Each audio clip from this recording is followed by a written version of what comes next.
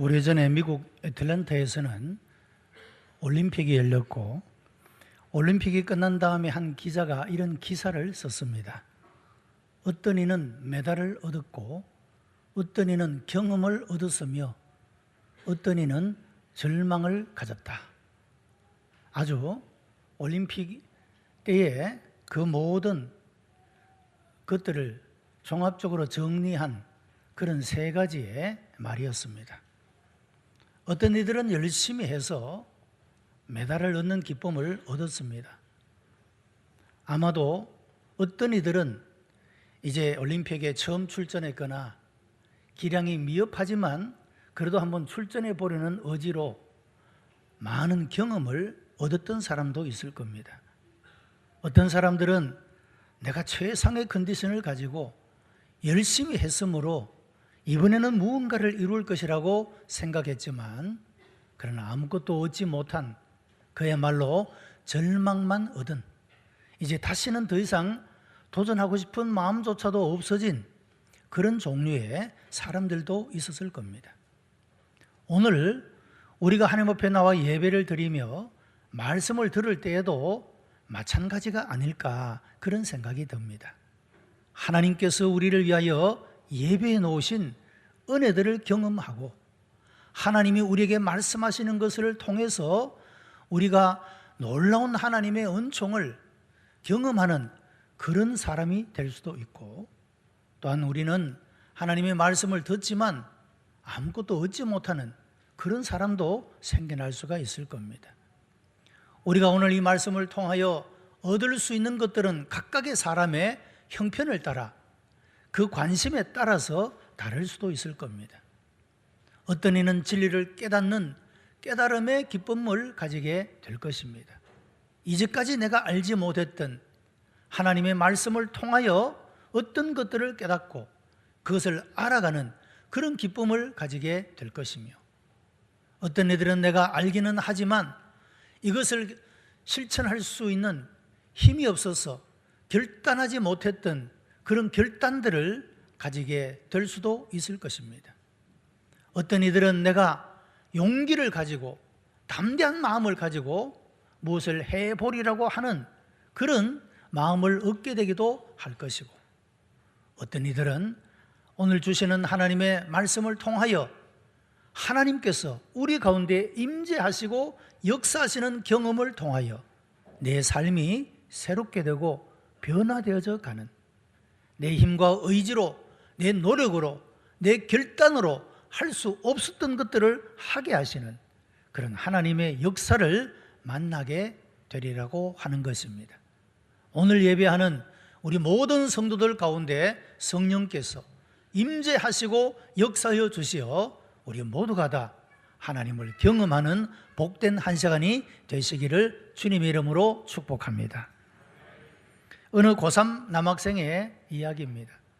그의 아버지는 의사였고 그의 아들도 아버지를 따라 의사가 되기를 기대했습니다. 이 아이는 그 아버지의 기대를 부응하여 열심히 공부하고 부모의 말을 잘 순종하는 그런 아이였습니다. 그런데 어느 날 갑자기 이 아이가 사라져버리고 말았습니다. 한 달 동안이나 아이를 수소문하고 찾아보다가 그 아이를 발견한 곳은 술집에서 웨이트를 하는 그 아이를 발견하게 된 것입니다. 이런 모습을 본 아버지의 기대가 얼마나 무너졌겠습니까? 얼마나 그 마음이 절망되었겠습니까? 이 아이의 사연을 들어보니 이 아이가 고등학교 입학할 때부터 그의 마음에 큰 근심과 염려가 생겨나기 시작했다는 겁니다. 미래에 대한 불안 때문에 잠을 자지 못하기도 하고 여러 가지 걱정과 고민들로 인하여서 그의 마음이 너무도 우울했다고 이야기를 합니다.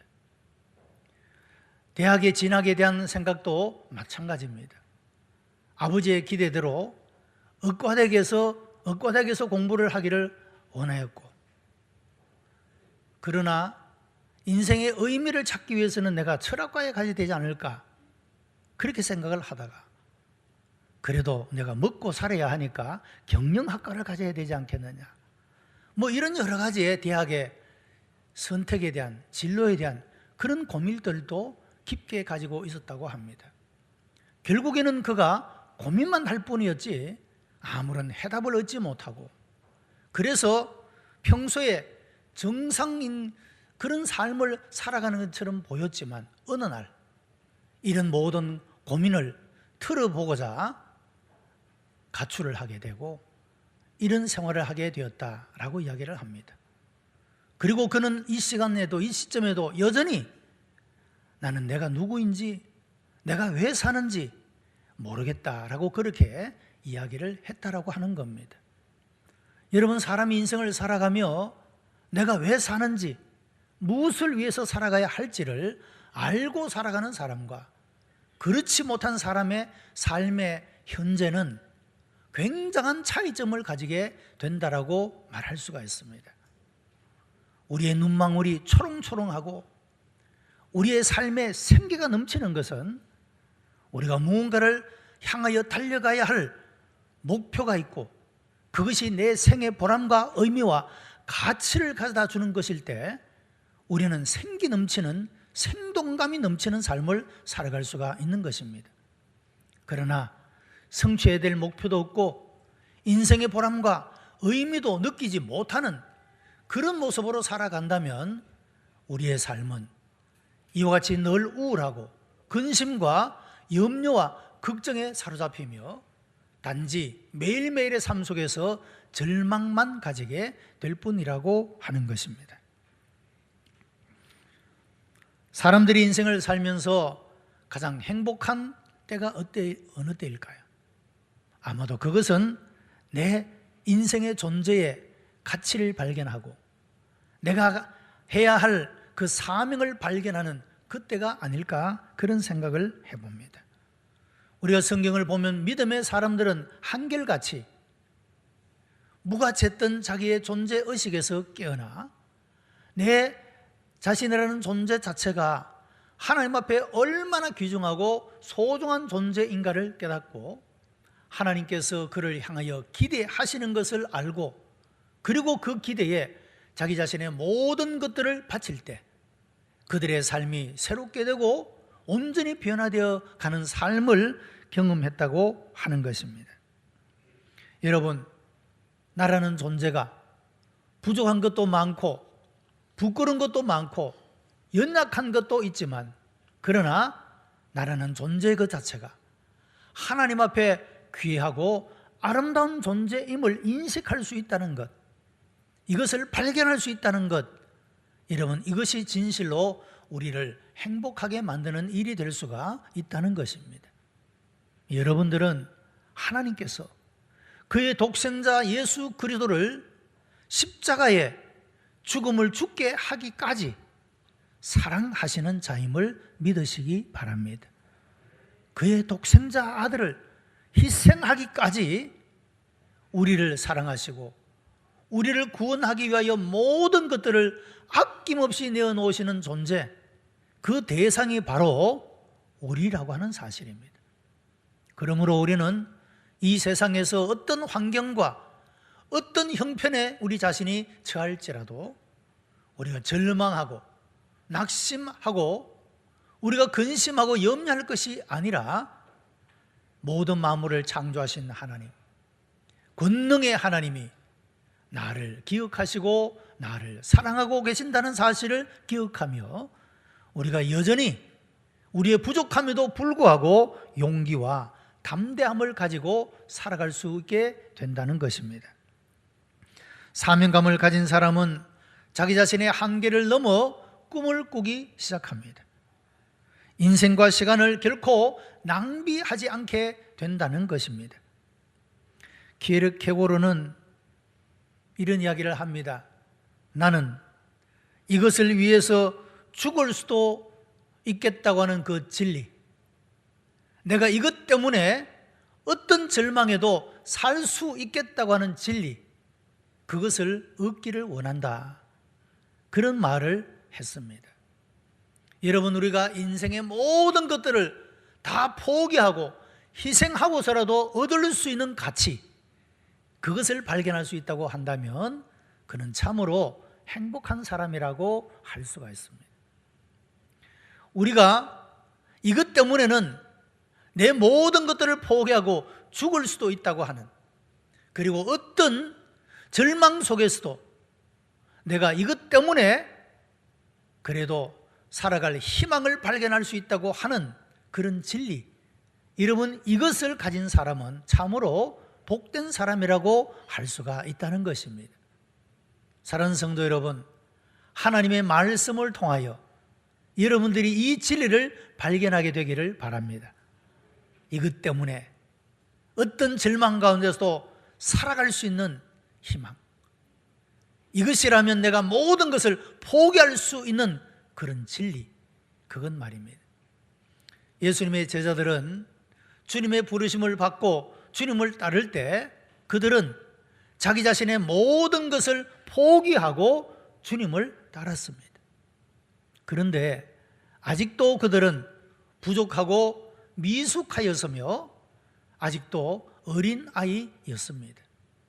모든 것을 버리고 주님을 따르기는 했지만 여전히 하나님 나라의 가치와 하나님이 그를 부르신 궁극적인 목적을 깨닫고 알지 못했기 때문에, 다시 말하면 여전히 세속적인 욕망과 가치가 그를 사로잡고 있었기 때문에 그들은 주님을 따르는 일이 온전할 수가 없었습니다. 그래서 때로는 비겁하였고, 때로는 도망하였고, 때로는 배신하는 그런 삶을 살게 되었다고 하는 것입니다. 그러던 어느 날 그의 삶이 바뀌는 사건을 경험하게 됩니다. 베드로는 본래 어부였었습니다. 일상적인 생활 속에서 아버지가 하던 대로 따라다니며 고기 잡는 법을 배우게 되고, 자연스럽게 그의 아버지가 어부였으니 그도 어부가 된 것입니다. 당시에는 로마가 이 이스라엘 땅을 지배하고 있었고 아주 착취적인, 억압적인 그런 정책으로 말미암아 사람들의 삶이 허락하지 않고 어려웠다고 하는 겁니다.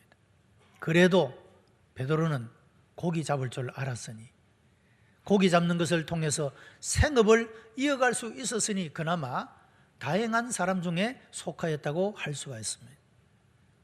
이와 같이 평범했던 이 베드로의 삶이 어느 날 놀라운 새로운 변화가 일어나게 된 것입니다. 그날따라 이상하게도 고기를 한 마리도 잡지 못하고 밤이 맞도록 수고했으나 아무것도 가진 것이 없고 아침을 맞이합니다.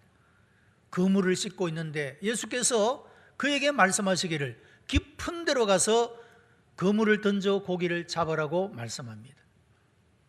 어부로서의 경험에 의하면 이 시간에는 고기가 잡히지 않는 시간입니다. 그리고 깊은 데라고 해서 고기가 있는 것이 아닙니다.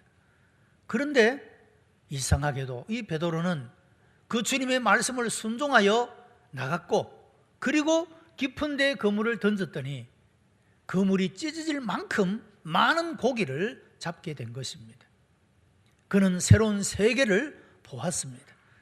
주님의 말씀을 순종함으로 말미암아 그는 자기의 경험 이상의 세계를 경험하게 되었다고 하는 것입니다. 그러나 그가 이런 주님의 부름을 받았을 때 모든 것을 버려두고 주님을 쫓았지만, 그러나 그의 쫓음은 완전한 것은 결코 아니었다고 하는 것입니다. 그는 비겁하여 주님을 모른다고 부인하였고, 그는 도망하였고, 그는 너무도 두려운 마음을 가지고 있었던 사람입니다. 그런데 그가 이렇게 놀랍게 새롭게 변화가 되어 오늘 본문에서 그들을 향하여 오해하고 비난하는 사람들을 향하여 담대하게 그리스도 예수의 복음을 증거하고 그들의 삶에 대한 변화를 간증할 수 있었던 것이 무엇이었을까 하는 겁니다. 그것은 다른 것이 아니라 예수 그리스도의 부활을 목격했기 때문이요, 성령께서 그들 가운데 충만하게 임재하셨기 때문이라고 하는 겁니다. 부활에 대한 경험, 성령의 임재에 대한 경험, 이것이 그의 삶으로 하여금 지금까지의 변화와는 다른 온전한 변화를 일으켜내는 그런 역사였다고 하는 사실입니다. 여러분, 우리들에게는 두 가지의 마음이 존재합니다. 베드로처럼 이와 같이 내가 하나님의 사람으로 온전하게 변화되기를 갈망하는 그런 마음과 더불어 별로 변화하고 싶지 않는 그런 마음입니다. 어떤 경우에 별로 변하고 싶지 않는 마음이겠습니까? 세상의 즐거움과 세상의 쾌락에 취하여 내가 예수님을 가까이 따른다는 이것은 내가 지금까지 즐기고 있는 이 모든 것들을 버려야 되는 것을 의미하는 것을 알고 있기 때문에, 그래서 이것들을 놓치고 싶지 않아서 내가 별로 변화받고 싶지 않는 그런 마음이 있을 수가 있다는 겁니다. 여러분, 우리 중에도 어떤 사람들은 그럴 것입니다. 내가 좀 더 열심으로 주님을 섬기고 주님께 가까이 나아가기를 원하는 마음이 있는가 하면 한편으로 더 이상 가까이 가고 싶지 않는 그런 마음이 존재하게 된다라고 하는 것입니다. 여러분, 우리의 삶이 새롭게 되고 변화되기를 원한다면 두 가지의 용기가 필요합니다.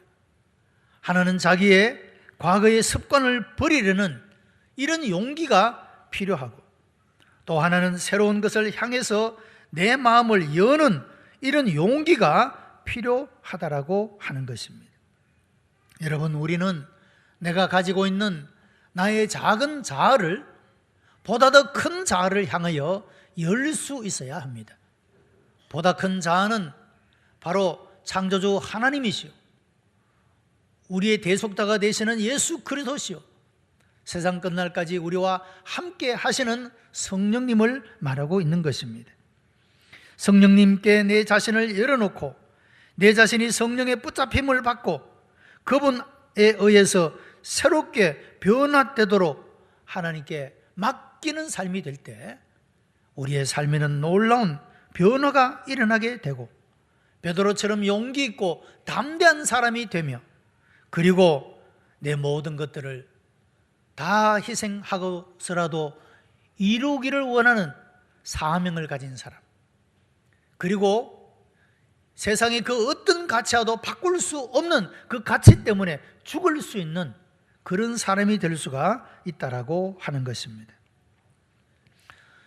이 최초의 주님의 제자들이 성령의 충만함을 받게 되어졌을 때 그들은, 세상의 사람들은 오해를 했습니다. 이 사람들이 술이 취했다, 그렇게 이야기를 한 것입니다. 여러분, 성령의 충만함과 술 취함은 평소에 그 사람의 모습과 다른 모습을 보여주기 때문에 겉에 현상적으로는 비슷하게 보일 수가 있습니다. 왜냐하면 평소의 모습과는 다른 모습이기 때문에 그렇습니다. 그러나 내용적으로 아주 극적인 차이가 있다라고 하는 것입니다. 성령의 충만함은 그의 삶이 올바른 방향으로, 좋은 방향으로 새롭게 되고 변화되는 것을 말합니다. 어떤 분들은 신앙생활을 하면서도 그런 오해를 가지는 분이 있습니다. 내가 성령으로 충만해진다는 것이 이게 좀 신앙적으로 잘못되고 이상해지는 것 아닌가, 흔히 사람들이 말하는 대로 미친 사람이 되는 것이 아닌가, 그렇게 걱정하고 염려하는 사람이 있다라고 하는 겁니다. 여러분, 그러나 성령님은 인격을 가지신 분이십니다. 지성과 감정과 의지를 가지고 계시는 분이시라는 겁니다. 그리고 이 성령의 인격성이라고 하는 것이, 우리가 성령의 그 충만함을 입게 되면 여러분, 우리의 지성은 더욱더 밝아져서 하나님이 주시는 지혜를 얻게 되는 줄로 믿습니다. 여러분, 우리의 감정은 더욱더 풍부해져서 이전에는 감사할 수 없는 사람을 감사할 수 있는 풍성한 마음이 생깁니다. 이전에는 사랑할 수 없는 사람을 사랑할 수 있는 마음을 품게 된다라고 하는 것입니다. 이전과는 전혀 다른 모습입니다. 저 사람이 이상해졌다. 여러분, 분명히 그런 모습을 가지게 된다라고 하는 것입니다. 우리의 의지도 마찬가지입니다. 내가 결심하고 작정해 보지만 이전에는 작심삼일로 끝나는 일이 수없이 많았지만 성령의 충만함을 잊게 되면 내 의지로만 아니라 하나님이 주시는 힘으로 내가 하고자 하는 일들을 할 수 있는 사람이 되어진다라고 하는 것입니다. 여러분, 그래서 우리 성도들은 성령의 충만함을 받아야 합니다. 그래야 우리의 인격이 완성되어 갈 수가 있고 아름다운 열매들을 맺어갈 수가 있다라고 하는 것입니다. 우리가 성령을 받게 되면 하나님의 사람으로 꿈을 꾸게 됩니다. 오늘 본문에서 너희 자녀들은 예언할 것이며 젊은이는 꿈을 꾸고 늙은이는 환상을 보리게 되리라고 말씀하고 있습니다. 여러분, 이것은 아무런 목표가 없이 살아가는 무의미하고 허무한 그런 삶의 모습이 아니라 분명한 목적과 목표를 가진 꿈과 비전을 가진 그런 삶으로의 변화를 말씀하고 있는 것입니다. 언제 이런 성령이 임하여 온다고 말합니까? 말세에 라고 말합니다. 말세에 내가 내 영을 내 남종과 여종들에게 부어주리니 라고 말씀을 하고 있습니다. 이런 말세라고 할 때 이것은 세 가지로 이야기할 수가 있습니다. 첫째는 궁극적인 종말입니다. 모든 인류의 역사가 끝이 나는 그 때를 말하고 있는 것입니다. 예수 그리스도께서 다시 오시는 그때, 이것이 궁극적인 종말의 때, 이것은 믿지 않는 자들에게는 심판의 때요, 믿는 자들에게는 구원의 때, 하나님 나라에 들어가는 그 때를 말합니다. 두 번째는 개인적인 종말을 이야기할 수가 있습니다. 각각의 사람들에게는 그 자신에게 주어진 생명의 한계가 있습니다. 우리가 오래 살기를 원하지만 하나님이 정해놓으신 그 때까지만 살 수가 있는 것입니다. 이것이 개인적인 종말, 마지막 때라고 할 수가 있습니다. 또 하나는 우리 현실의 말세라고 할 수가 있을 것입니다. 여러분, 어쩌면 오늘 일하는 이 하루는 오늘의 우리의 모든 삶을 결정짓는, 지나가 버리면 다시는 돌아오지 않는 마지막의 때입니다. 그리고 우리는 생활의 현실 속에서 절망이라는 이 마지막의 벽에 부딪히며 살아갈 때가 있다라고 하는 것입니다. 하나님의 성령이 언제 우리들에게 임하여 오느냐? 말세에 내가 내 남종과 여종들에게 내 영을 부어주리라고 말씀합니다. 여러분, 세상적으로는 이제는 더 이상 내가 의지할 것도 없다, 내가 더 이상 기도할 힘조차도 없다, 이런 절망과 이런 어두움의 벽에 부딪히는 그때에 내가 이제는 아무것도 의지할 수 없고 붙잡을 수 있는 것조차 없다라고 절망하는 그 순간이 성령께서 우리 가운데 임재하시고 역사하시는 말세가 될 수가 있다라고 하는 것입니다. 여러분, 우리가 탄식하며 나 같은 사람이 무슨 쓸모가 있겠느냐라고 하는 열등감에 빠져서 자기 자신의 존재감을 잃어버리고 자존감을 잃어버리며 살아가는 바로 그때가 내가 하나님께 붙잡힐 수 있는 성령의 충만함을 통하여 내가 진실로 새롭게 되고 변화되어질 수 있는 때가 되어질 수가 있다라고 하는 것입니다. 사랑하는 성도 여러분, 인생의 삶이 얼마나 고단하고 힘들고 어렵습니까? 우리가 순간순간에 절망의 벽에 부딪힐 때가 얼마나 많습니까? 내 노력으로, 내 힘으로, 내 지혜로 어찌할 수 없는 문제가 얼마나 많이 있습니까?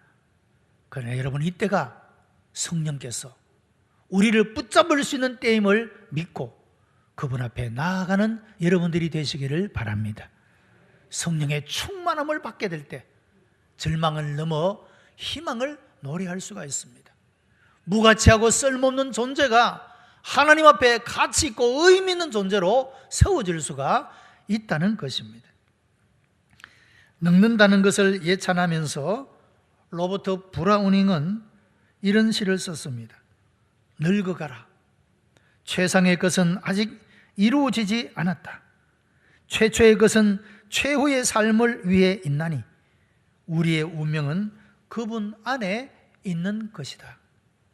여러분, 나이가 들어가면 마음도 점점 고독해지고 주변의 사람들도 하나 둘씩 다 사라지게 됩니다. 가까운 친구들도 사라지게 되지만 내가 만나는 사람들도 점점 적어지게 됩니다. 내 힘이 약해서 가고 싶어도 가지 못하는 이유 때문에 그렇기도 하고 친구들이 자꾸 떠나가서 그렇기도 하고 새로운 친구를 만들어가지 못하고 있는 친구가 없어지기 때문에 늙어갈수록 나이가 들어갈수록 고독하고 그렇게 되기가 그런 것이 인생의 모습이라고 하는 겁니다. 그러나 여러분, 이런 절망의 순간에도 이 로버트 브라우닝은 최후의 것은, 최상의 것은 아직 오지 않았다고 하는 이런 희망을 가질 수 있는 사람. 여러분, 이 사람은 세상에 소망을 두는 사람이 아니라 바로 하나님 나라에 소망을 두는 사람은 그런 희망을 언제까지나 주님이 나를 부르시는 그날까지 노래할 수 있게 된다라고 하는 것입니다. 사랑하는 성도 여러분, 스스로 생각하기에 내가 나이가 많다고 생각하든지 나는 아직도 살아갈 인생이 많다라고 생각하든지 간에 우리의 인생을 가치 있고 의미 있고 보람 있게 만들어주는 것은 성령의 충만함을 받는 일입니다. 성령의 충만함을 통하여 여러분의 오늘의 삶이 생기가 넘치는, 생동감 넘치는 삶이 되기를 바랍니다. 인생을 무의미하고 허무하게 살아가는 것이 아니라 의미 있고 가치 있는 모습으로 성령 안에서 우리 존재라는 것의 의미를 발견하고 가치를 발견하면서 여러분, 우리의 전 인생을 하나님 앞에 세워나가는, 하나님 앞에 쓰임을 받는 그런 귀한 성도들이 다 되시기를 주님의 이름으로 축복합니다. 기도하십시다. 은혜가 풍성한 하나님, 감사와 찬송과 영광을 하나님 앞에 올려드립니다. 이 시간 성령께서 말씀을 듣는 무리들 가운데 임재하시고 역사하여 주시옵소서. 우리들에게 진리를 깨닫는 기쁨, 우리가 다시 결단하고 용기를 가질 수 있도록 역사해 주시고 우리의 삶의 변화를 허락하시어 우리의 삶이 진실로 의미와 기쁨과 보람과 가치로 가득 찬 삶을 살아갈 수 있도록 역사하여 주시옵소서. 구주 예수 그리스도의 이름으로 기도드리옵나이다. 아멘.